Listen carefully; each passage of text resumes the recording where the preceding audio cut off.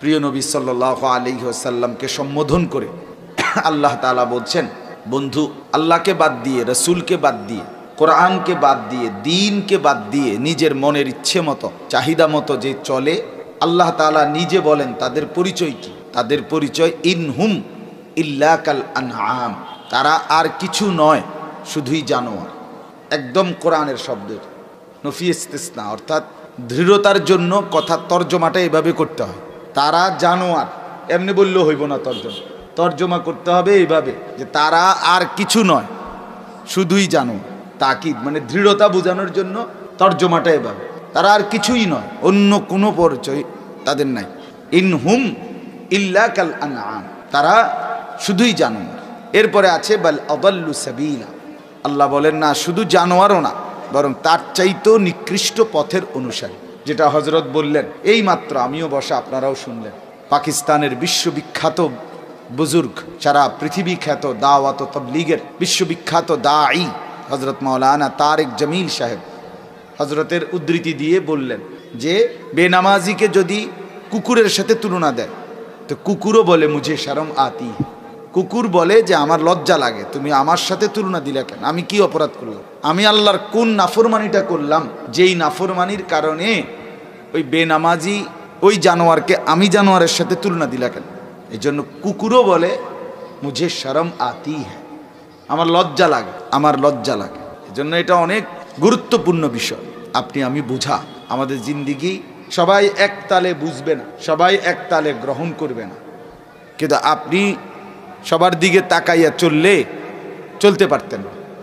আপনাকে ফিকির করতে হবে যে কেউ বুঝুক না বুঝুক, আমার গন্তব্য আখেরাত, আমার গন্তব্য আখেরাত। আপনারা দেখেন সেই সন্ধ্যা থেকে বয়ান হচ্ছে, তো কিছু মানুষ আমরা এখানে বসা, কিন্তু এর ভিতরে দিয়ে কিছু জাহেল, কিছু গাফেল, কিছু অপদার্থ এই দোকান পাট, এই বুট বাদাম, অথচ বিষয়টা এমন না যে তার বাপ দাদার 14 গোষ্ঠীর জীবনে বুট বাদাম কেউ দেখে নাই, এমন কিছু। এটা বলেন বুট বাদাম পৃথিবীর সপ্ত আশ্চর্যের একটা, তো তাইলে এটা বলে বুট বাদাম চটপটি, এটা তো পৃথিবীতে আশ্চর্য কিছু না। এই চা দোকানের এই আড্ডা, এটা তো পৃথিবীতে অবাক কিছু না।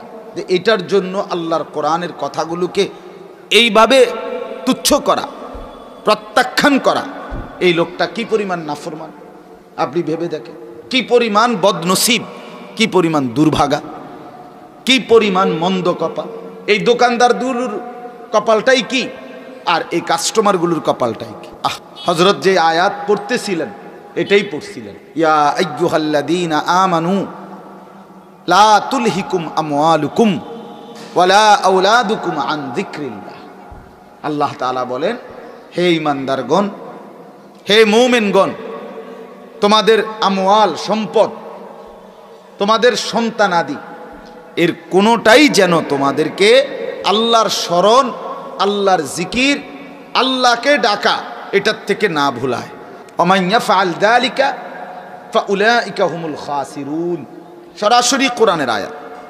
আল্লাহ বলেন এমনটা যে করবে, অর্থাৎ যার মাল সম্পদের কাড়াকাড়ি, সম্পদ উপার্জনের নেশা এবং তার স্ত্রী সন্তানের মোহ, বউ বাচ্চার কারণে আল্লাহর স্মরণ ছুটে যায়, আল্লাহ বলেন ফাউলাইকা হুমুল খাসিরুন, তারা শুধুই কেবল ক্ষতিগ্রস্ত, ক্ষতিগ্রস্ত, ক্ষতিগ্রস্ত। তারা গেইনার না, সফল না, তারা ব্যর্থ। তাহলে এখন যেই দোকানদারগুলো মাগরিবের নামাজ পড়লো না, বলেন এই বদনসিব, মাগরিবের নামাজ 3 রাকাত ফরজ পড়তে লাগছে নয়তো 5-7 মিনিট, 2 রাকাত সুন্নত সহ পড়লে নাহলে 10 মিনিটের কাম। তাই 10 মিনিটে এক একজনে 10,000 টাকা করে বেচালাইছে, ঠিক না? 10,000 টাকার বুট বেচা হয়েছে না, মোট কত 5,000 টাকার বুট বেচালাইছে না, ধরেন না 50 টাকা বেচক না, আমার 100 টাকার বুটে বেচো না তুই বেটা, তো তুই বুট বেচলা, বন বেচলা, বিড়ি বেচলা, কয় টাকার? কিন্তু বঞ্চিত হইলা কয় টাকা? তুমি হারাইলা কি, পাইলা কি? আহা, কে বুঝাবে, কে? অথচ এই বুট বিক্রি, বাদাম বিক্রি, চা বিক্রি, এটা নামাজের আগেও হয়েছিল, নামাজের পরেও হবে, হবে কি না বলেন? মাঝখান দিয়া নামাজটা পড়ে ফেললে আখেরাত কামিয়াব হয়ে, নিজের আখেরাত। এমন না যে বাবুরে ও আপনারা নামাজ পড়লে আমার লাভ, আপনারও কোনো লাভ নাই না হুজুর, নিজের খাইয়া আপনার লাগিয়া এত কিছু করা সম্ভব না। এটা কি এমন কিছু? আমার জন্য কিছু চাচ্ছিলাম, আপনার জন্য, আপনার জন্যই, আপনার জন্য। এটা তো সোজা হিসাব। মানে আমিলা সালিহান ফালিনাফসি, কোরআনে আল্লাহ বলছে মান আমিলা সালিহান ফালিনাফসিহি, যেই নেক আমল করে সে তার নিজের জন্যই করে। ফালিনাফসিহি, তার নিজের জন্য। ওমান আসাআ ফাআলাইহা, যেই গুনাহ করে আল্লাহ বলে সেটা তার উপরেই বর্তাবে, তার উপরেই চাপ। তাহলে হযরত এই কথাটাই বলছিলেন, লা তুলহিকুম আমওয়ালুকুম ওয়ালা আওলাদুকুম আন যিকরিল্লাহ। আল্লাহ তাআলা এর পরের আয়াতে বলছে ওয়া আনফিকু মিম্মা রাযাকনাকুম মিন ক্বাবলি আন ইয়াতিয়া আহাদাকুমুল মাউত। আল্লাহ বলেন আমার বান্দা নিজের মাল, নিজের সম্পদ আল্লাহর রাস্তায় দান করো, যাকাত দাও, হজের কাজে, উমরার কাজে, যাকাতের জন্য, দান সদকার জন্য নিজের মালকে খরচ করে ফেলো, করো। কখন? মৃত্যু আসবার আগে আগেই, মৃত্যু আসবার আগে আগে। ফায়াকুলা রাব্বি লাউলা আখারতানি ইলা আজালিন করিব ফাআসাদদাকা ওয়া আকুম মিনাস সালিহিন। আল্লাহ বলেন যদি তুমি আমার রাস্তায় খরচ না করো, জমিয়ে রাখো সম্পদ, একদিন এমন আসবে মৃত্যুর সময় মালাকুল মউতকে দেখে আল্লাহ বলে প্রত্যেকটা নাফরমান, বখিল, কৃপণ, যাকাত আদায় করে নাই, দান করে নাই, সাদাকা করে নাই, হজ করে নাই, উমরা করে নাই, আল্লাহর হক আদায় করে নাই, আল্লাহ বলে ওই নাফরমান পাপী আজরাইলকে দেখেই বলবে আল্লাহকে চিৎকার করে, রব্বি, হে আমার রব, লাউলা আখারতানি ইলা আজালিন করিব, আমাকে যদি একটু সময় দিতেন, আমাকে যদি একটু বেঁচে থাকার সুযোগ দিতেন, একটু সময় দেন। করিব মানে সামান্য, অল্প কদ্দুর সময় দেন। ফাআসাদদাকা, কি করব আমি? আল্লাহ যদি একটু সুযোগ দেন আমি সব কিছু আপনার রাস্তায় দান করে দেব। ওয়া আকুম মিনাস সালিহিন, একটু সুযোগ পেলে এক সুযোগেই একদম নেককার আল্লাহওয়ালা জুনায়েদ বাগদাদি, আব্দুল কাদের জিলানী হয়ে যাবে। আর যা আছে কপাল হয়ে যাবো, মানে এক ঠেলায়। একটু সুযোগ দেয়, আপনি 2 ঘন্টা সুযোগ দিয়ে চান না আল্লাহ, যদি না দেই তো আপনি আমার কইতে একটা টাকা রাখতাম না। আল্লাহ তাআলা বলেন মালাকুল মউতরে দেখবার পরে যদি ফেরাউনের সুযোগ দিতাম এই তো ভালো হয়ে যেত। বুঝেন না? মালাকুল মউত আজরাইলকে দেখার পরে নমরুদকে সুযোগ দিলেও সে কি হয়ে যাইতো? ভালো হয়ে যেত। তোমার তো আরো বালা বেড হইতে ভালো হয়ে যেত। ওয়ালান ইউআখিরাল্লাহ, ওয়ালান ইউআখিরাল্লাহু নাফসান ইযা জাআ আজালুহা। আল্লাহ তাআলা বলে না বান্দা, আমার মালাকুল মউত আজরাইল কারো সামনে চলে আসলে আমি আল্লাহ আর 1 সেকেন্ডের জন্য কাউকে সুযোগ দেই না। আগেও দেই নাই, এখনো আর দেব না, কখনোই দেই। এজন্য বাপ, এটাই হযরত শুরুতে তেলাওয়াত করছিলেন। আমি আমার শায়েখের তেলাওয়াতকৃত আয়াতের তরজমা বলে ফেললাম, শুনাইয়া দিলাম। তো এই জন্য আমরা প্রত্যেকে আমাদের জিন্দিগি, হযরত যেটা বলছেন যে খালাকতুল আশিয়া আলি আজালিকুম ও খালাকতুকুম লি আজালি, আমিও মনোযোগ দিয়ে শুনছি বয়ান। আল্লাহ তাআলা বলেন বান্দা সমস্ত কিছু আমি তোমাদের জন্যই বানিয়েছি, আর শুধুই তোমাকে আমার জন্য বানিয়েছি। তুমি খাও, আমি নিষেধ করি নাই। তুমি বিবাহ শাদী করো, আমি নিষেধ করি নাই।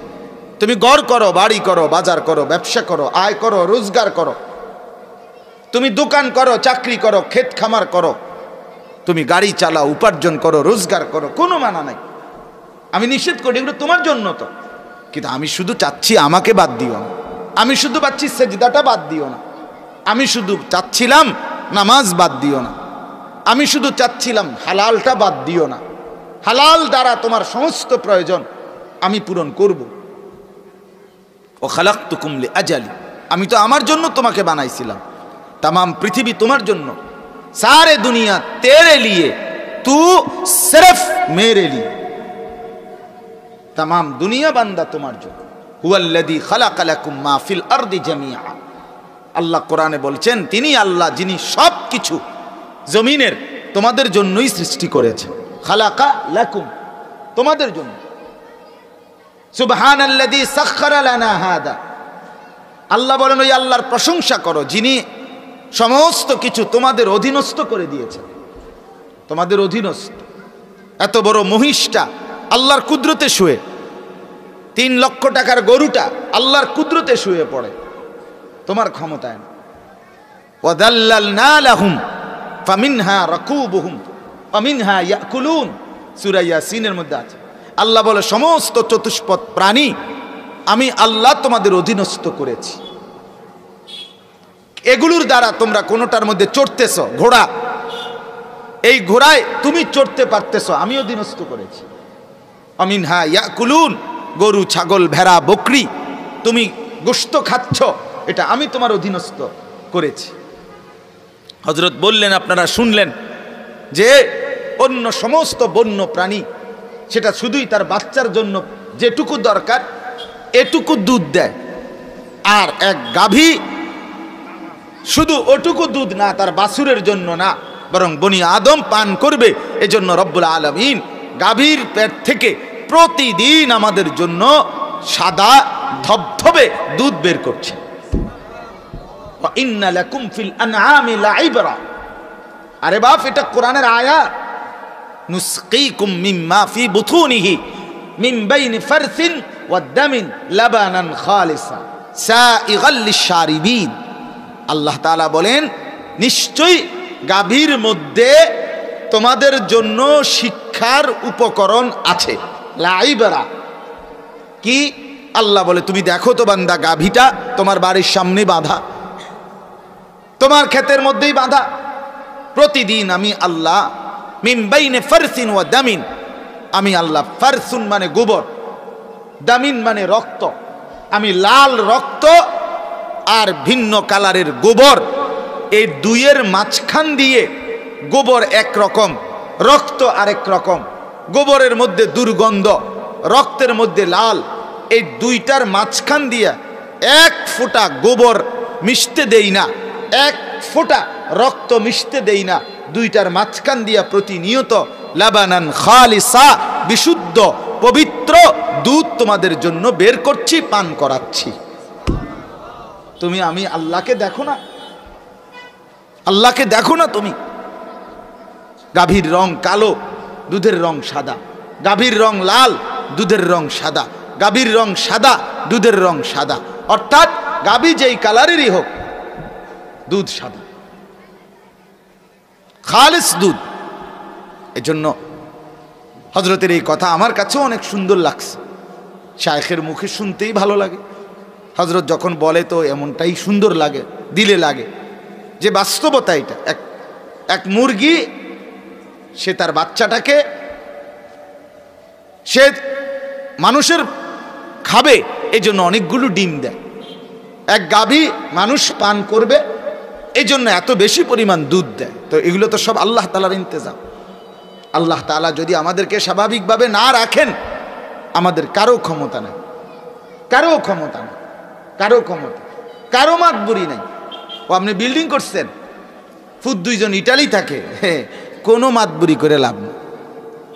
এই বাড়ি, এই বিল্ডিং, এই ইটালি, খোদার কসম এটা নিরাপত্তা না। আল্লাহ পাক আসমান বিছিয়ে রাখছে প্রলম্বিত করে, আল্লাহ তাআলা জমিন বিছানার মতো বিছায়া রাখছে।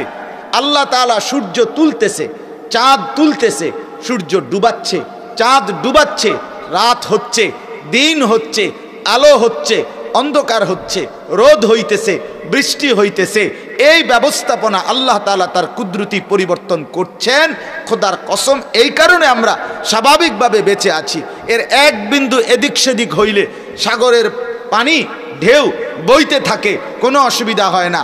রব্বে কারিম একটু ঘূর্ণিঝড় তুলে দিলে পুরা দেশ বৃষ্টিতে আচ্ছন্ন হয়ে অন্ধকার হয়ে যায়। কারো বাপের ক্ষমতা নাই। আর আপনার না বলি ইটালি 3 ফুট থাকে, আপনার কারেন্ট গেছে কা? কথা বলেন না কেন? ঘূর্ণিঝড়ে আপনার ভাই ফানি পরে কা? আমার না ফুট বিদেশ নাই দীক্ষা পরে কা? আপনার পরে কা? কথা বলেন না কেন? আমার না টিনের ঘর দেখা পড়লো, আপনার তো বিল্ডিং, আপনারটা পরে কা?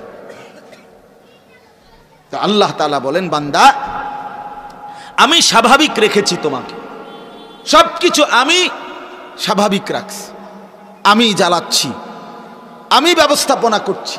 লাশ-শামসু ইয়ামবাগী লাহা আন তুদরিকাল কামার ওয়ালাল লাইলু সাবিকুন নাহার। কোনদিন সূর্য চন্দ্রকে ডিঙ্গায়া আগে আসে না, পিছে আসে না। কোনদিন রাত দিনকে ডিঙ্গায়া আগে পিছ করে না। আমি আল্লাহ তাআলা আমার কুদরতি নিজামের ভিতরে যথাক্রমে আমি রাত আনছি, দিন আনছি।